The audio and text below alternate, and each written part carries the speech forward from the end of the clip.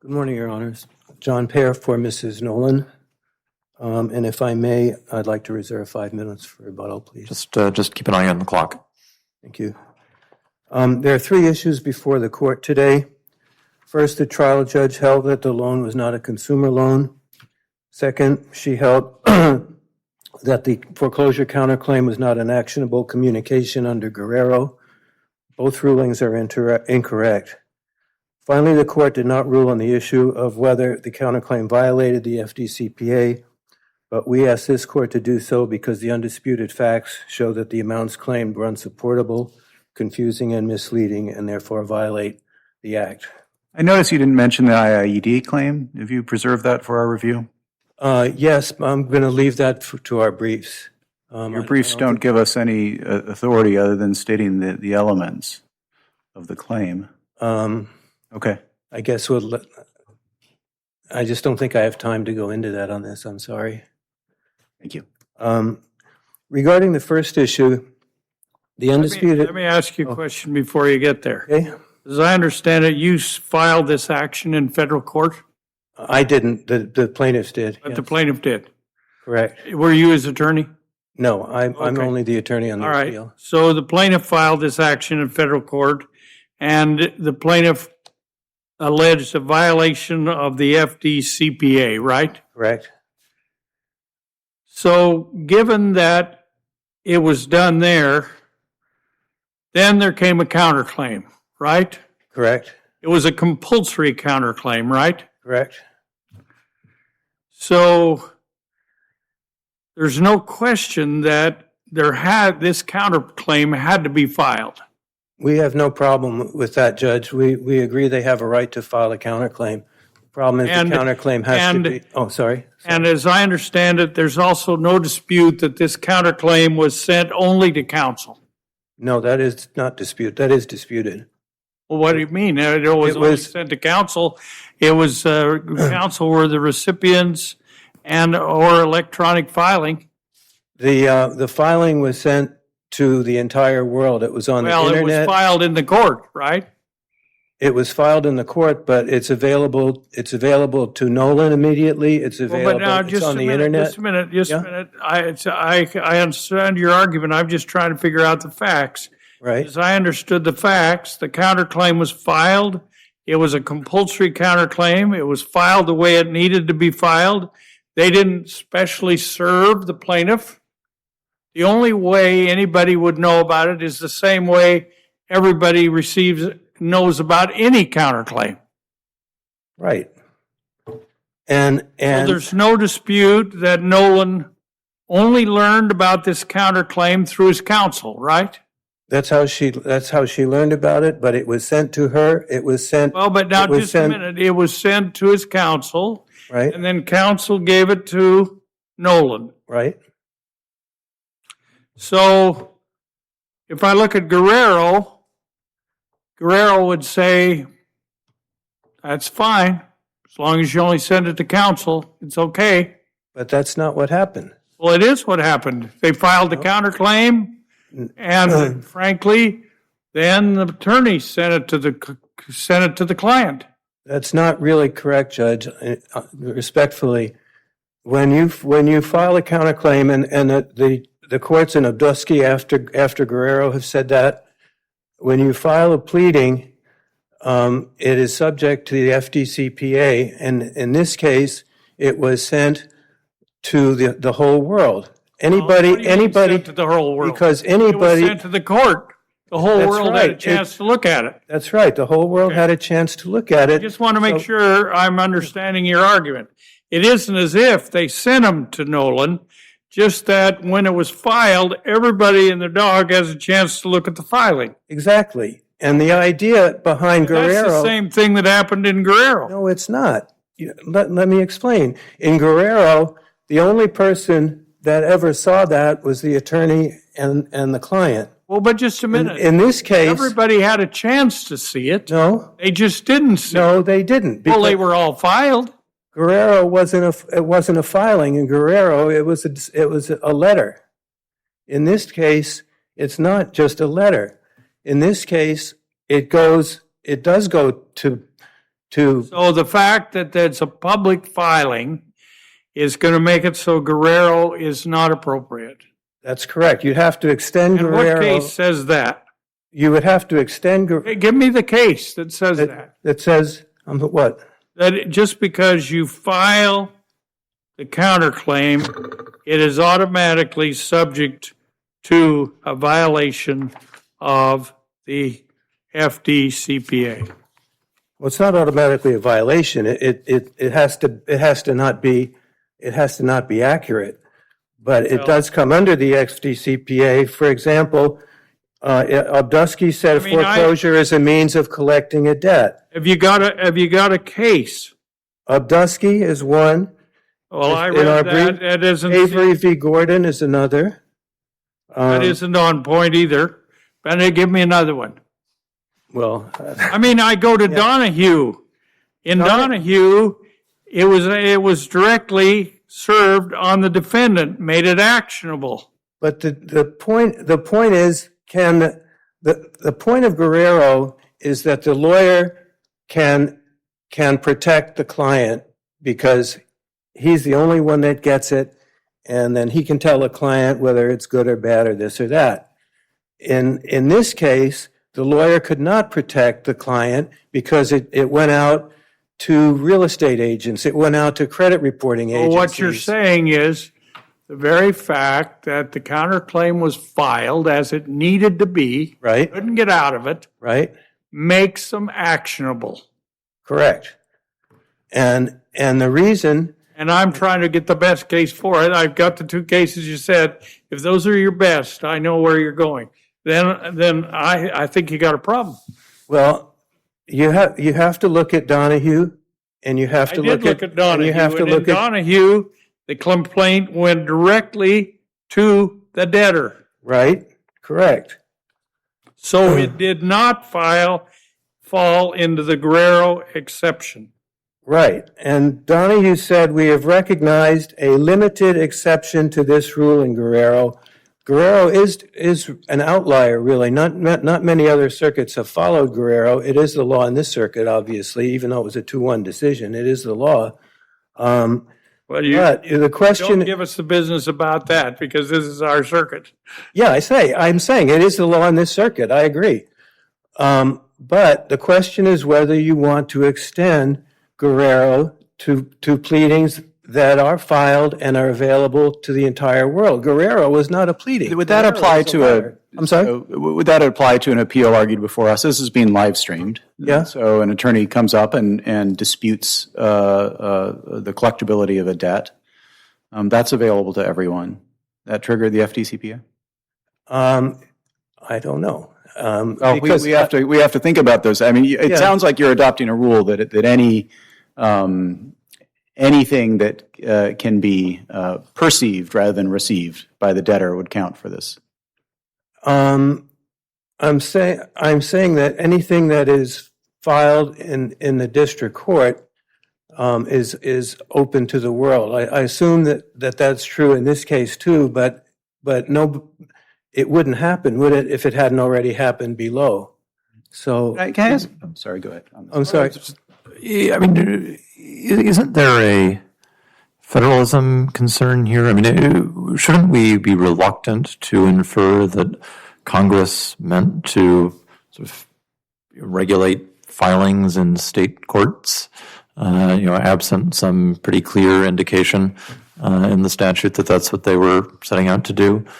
I don't think it's a burden. I think Rule 11 requires that complaints be accurate. That's. I mean, are you referring to a Hawaii procedural rule? I mean, No. because it's up to the states to decide, what kinds of filings they want to allow or not allow in their courts, and Congress, in the exercise of its authority to regulate interstate commerce, maybe can regulate that, but generally doesn't unnecessarily. So I think you see the concern. The Fair Debt Collection Practices Act regulates collection matters, and the Hines case from the Supreme Court long ago said that actions by attorneys fall under the Fair Debt Collection Practices Act. Abduski said that more recently.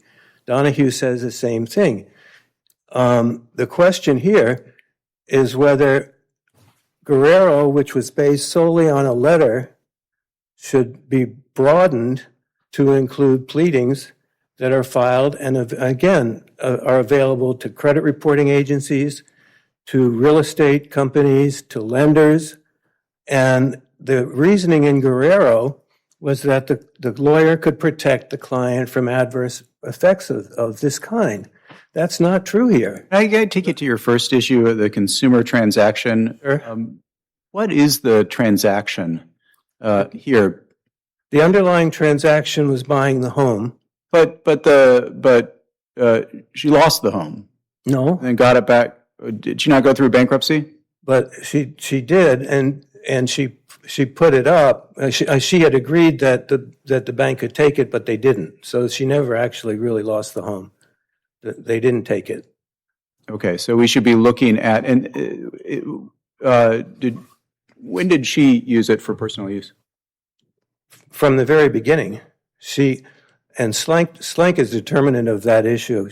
She bought the home from her mom, intending to use it for personal family use and have her brother live there because he was not fully able to take care of himself. And she did use it for that purpose for a year and a half to 2 years, somewhere in that range. Then her mother died, and she couldn't. Her mother had been helping her make payments and her mother died. The money wasn't there, and so at that point she decided that she had to rent the place. And has there ever been personal use since? I don't think so, but the issue is what the purpose, the original purpose of the transaction is, and that's these fees so during bankruptcy, the discharge, all of the prior fees that had accrued against the owning the house discharged. I suppose so. So the clock starts again when she gets it back after bankruptcy. No personal use from then on. It wouldn't matter. The original purpose was for, and it's undisputed, and Slank says the same thing. It's undisputed that she purchased the home for family use, and any and purchased, I think in purchased here, took out a mortgage to cash it out and then provide the funds to her mother. That was the purchase. I think so. Okay. Any maintenance fees and so on charged to the house, it's still the original purpose was still consumer. But there are no fees at issue here that arise from her personal use of the property. That's not true. You mean her own personal use? Any personal use since bankruptcy. It's family she's been rented out. Yes, family use. Her brother lived in the house for almost 2 years. Okay, and that's why she bought it. She did not intend at that time when she bought it to ever rent it out. And the fact that she did later, the cases are pretty clear that doesn't change the original purpose. If that answers your question. Did you want to reserve? Oh, Yes, We got one more part. Okay. And this is about the IIED claim. Okay. And I just wanted to ask you one question about that before you sit down. I read through what you say is the authority for her IIED claim. What is your best case that would support that the conduct you've alleged is outrageous? Because I've looked for a case that was outrageous and tried to put it in comparison to your case. So I'm trying to give you your best shot. I looked at Enoka. I didn't think that made it. So give me your best. I don't have anything for you on that, Judge. I'm sorry. All right. Thank you. Thank you. and we'll give you 2 minutes for rebuttal.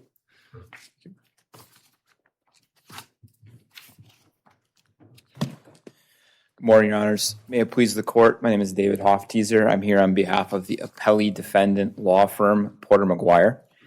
Your Honors, the district court's entry of summary judgment should be upheld because the compulsory counterclaim at issue was, one, not an actionable communication under the FDCPA, and two, was expressly permitted by Hawaii law and the Hawaii rules of civil procedure, and therefore cannot be held to be an intentional infliction of emotional distress.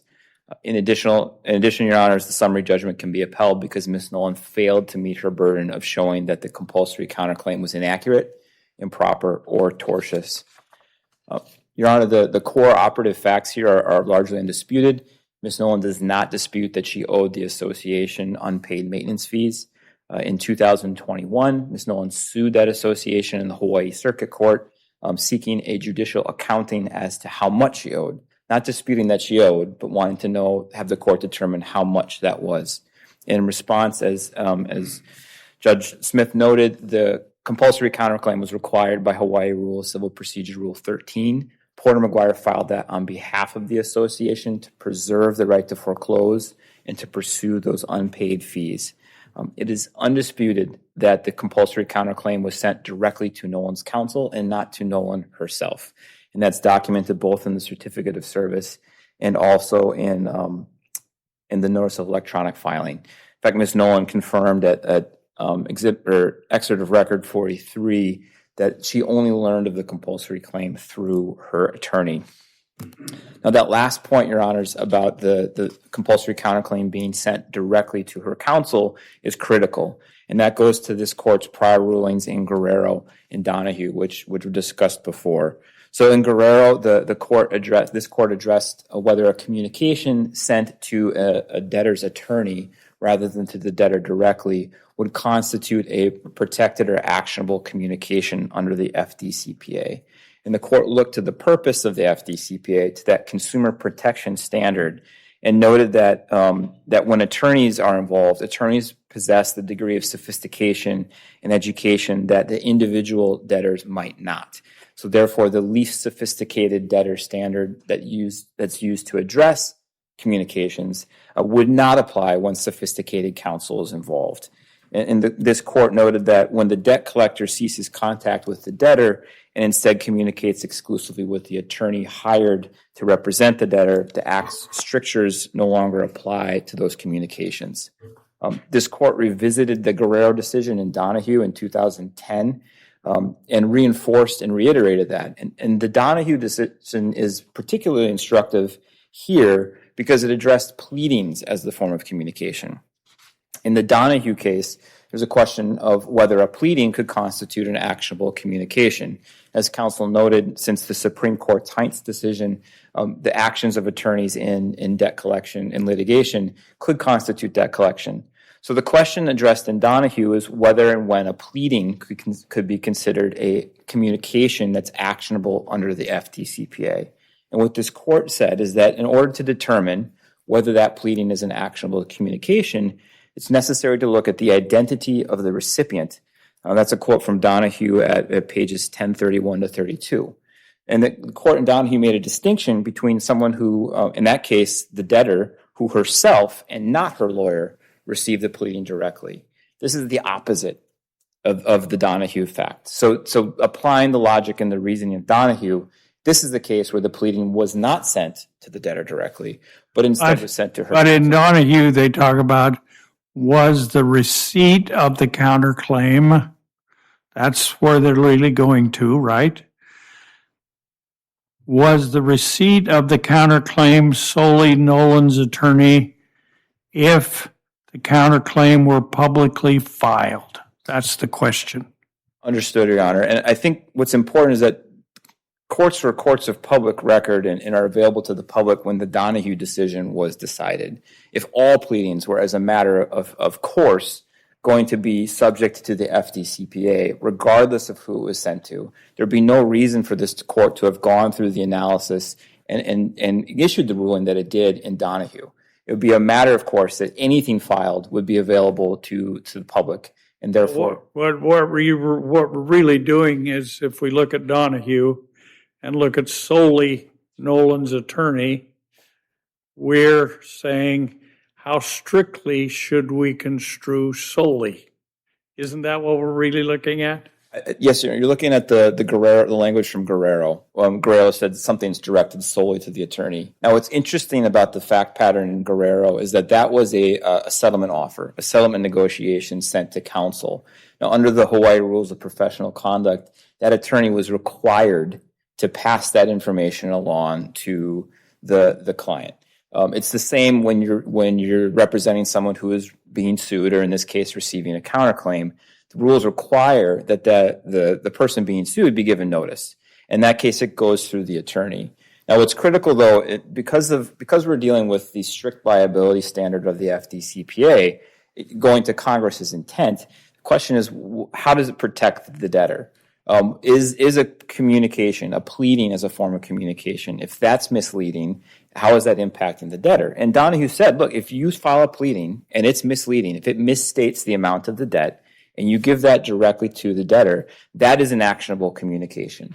And attorneys can be subject to the FDCPA. I guess the one of the problems I'm having squaring, and it may be that it's too late under our cases, but trying to square this with a statute is we've engrafted 1692C over 1692E.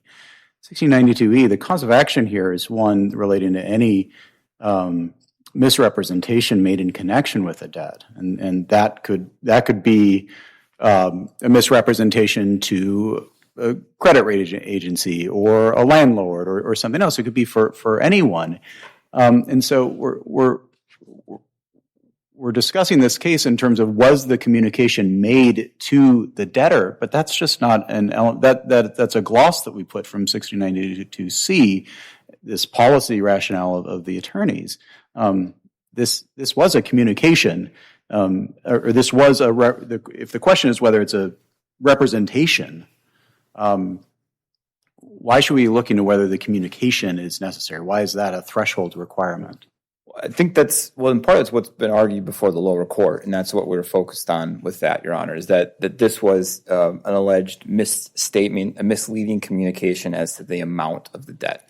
Well, right, but that statement could be, for purposes of this, this is a 1692E claim, not a 1692C claim, right? Yes, Your Honor, it's E and F. Right, so under E and F, those themselves don't have a communication to the debtor requirement.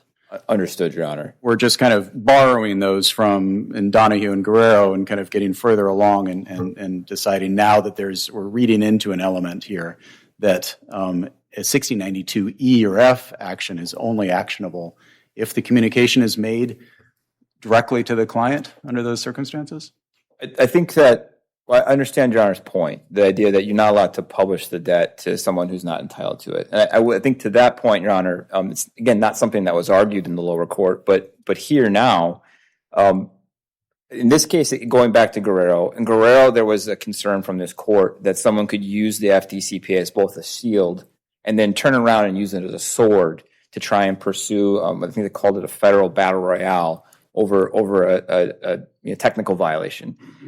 In this case, Your Honor, it's undisputed that Ms. Nolan raised this issue with the court. She sued the association and said that this debt that they're trying to ask me to pay is incalculable and it needs to be calculated. She's already addressed this debt. And the idea that the FTCA should preclude somebody from responding to that and asserting a mandatory compulsory counterclaim it would render the whole process right. So, but we're just kind of backed in with our cases then to an inquiry as to whether this was a communication under a statute that is not being brought, as opposed to asking whether this is in connection with a collection of a debt for the mandatory counterclaim. Well, I think the law has addressed the plea in form of communication, but I think to your point, Your Honor, and this is something that was raised in one of the earlier arguments today, jumping ahead a little bit to the materiality and the alleged misstatement.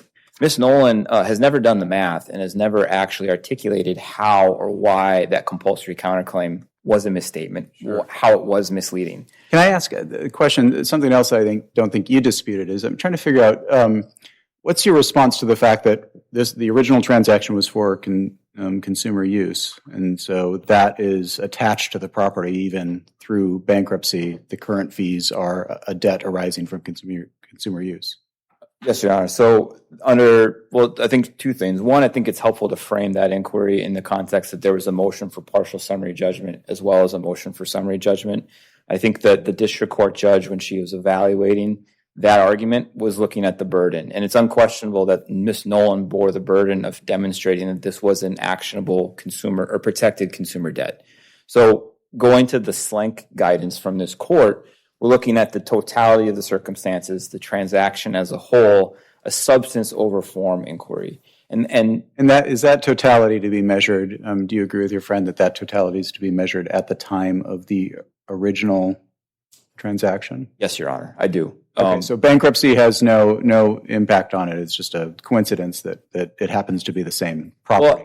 Well, that's an interesting question. It's something I don't think this court has addressed. Well, by law, any debts that existed prior to discharge no longer exist. I agree with you, Your Honor, and I couldn't find a case that said, well, when you reacquire a property through bankruptcy, if you choose to continue to hold it, is that a reinitiation? Is that a separate? I haven't seen case law on that point. Why was it okay? So I take your argument to focus on the original transaction. Then, why is that not for consumer use? The only let me know if I miss anything, but the only thing in the record we have is it was purchased from mother for brother.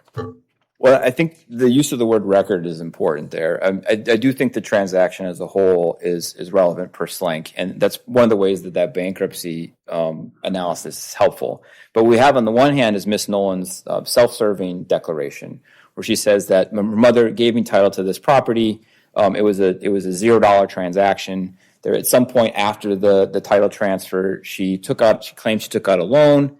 She gave the money to her mom. That's more than just kind of speculation or conclusory statements. You won summary judgment on it, so we have to read it in the light most favorable to Ms. Nolan. Well, yes, Your Honor. So for the motion for summary judgment by Porter McGuire, yes, light most favorable to Porter McGuire. On the motion for partial summary judgment for Ms. Nolan, the opposite. But what we have on one hand is Ms. Nolan's self-serving declaration without any documentary support. So no transactional documents, no bank records, no tax returns as to how this was. Do you dispute that she bought it from her mother? We know that she took title. I don't know. Do you dispute that she gave it to her brother to live in for a couple of years? I don't know. I don't know if her brother was there or not. So aren't we kind of stuck with that for purposes of the SLANK analysis? Well, I think you've got what she says, right? There's no evidence that her brother actually was there. What we have on the other hand, though, Your Honor, is how the actual use was done, the substance over form. So what we have is her acknowledgement that after she acquired title, the mother was still responsible for the maintenance fees.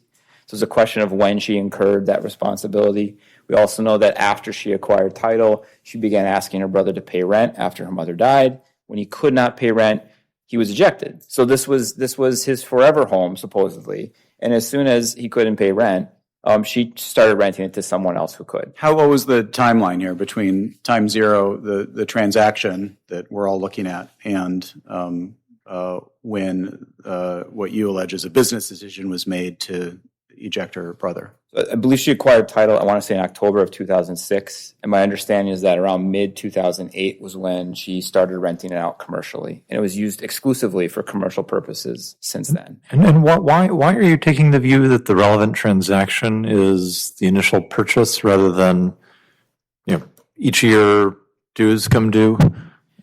And there's sort of a separate transaction each year that you're living there and you owe the dues? Yeah, I understand the point, Your Honor.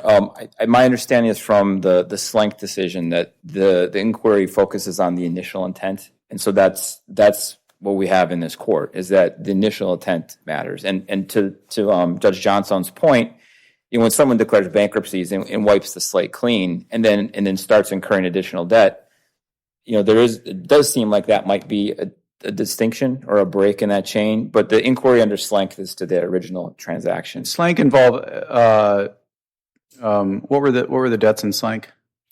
It was just the homeowners. I believe so, Your Honor. So here but you don't dispute there are also homeowner fees here arising from. No, this was the debt at issue is exclusively those homeowner maintenance fees. SLANK dealt with a backhoe. Sorry. See. Yes, Your Honor. I was going to say, it seems to me when I was reading the district court decision that the district court appeared to adopt a per se rule that collection efforts on rental properties are not actionable. Do you agree with that? Well, I think Not actionable under the FDCPA. That seemed to me what the district court was really saying. Do you agree with that? Well, I see my time is up. I'd like to respond to your You question. may answer. He'll let you respond, even though I'm a yahoo on the side. Go ahead. Okay. Well, the statute for the FDCPA makes clear that the protected debts are only those debts incurred primarily for personal, family, or household use. I understand that. And so extending that to someone who has a commercial rental property, the courts have found that that is not, even though it might benefit someone personally to get money, to get income, that is not a personal, family, or household use. That would be protected by the statute. So looking to the Johnson case, and there's another one with a K that I'm blanking on, the Kitamura case, the courts there said, well, when someone has used a property exclusively for that rental income, it's not personal. Unless you have any further questions like about the IAD, I see I'm out of time. It appears not. So, Thank you very much, Your Honor. Right. Thank you, Judge. Real quickly, whether they have a right to file a counterclaim is not the issue. The intent of the sender of the communication is not the issue. It's the effect and whether the borrower would be protected. In this case, unlike Guerrero, where the borrower was protected because it was only a settlement letter, in this case, the borrower was not protected because the communication went to credit reporting agencies, lenders, realtors, and so on, and to the borrower herself. Regarding the consumer issue, our case is way stronger than Slank. In Slank, Rob Slank got that backhoe, even though his business was a construction company. He bought the backhoe. His declaration said, I only used the backhoe to build my house, and afterwards I sold it. So even though he had a construction company, the court held that his undisputed declaration said what it said, and it was for personal and family use. Same here. Mrs. Nolan's declaration is undisputed. She said it was for her family, for her brother. That's the original purpose, and that's the relevant issue. Do you have anything else? It appears not. So Thank you so much, judges. thank both counsel for their helpful arguments. The case is submitted, and we are adjourned. All rise.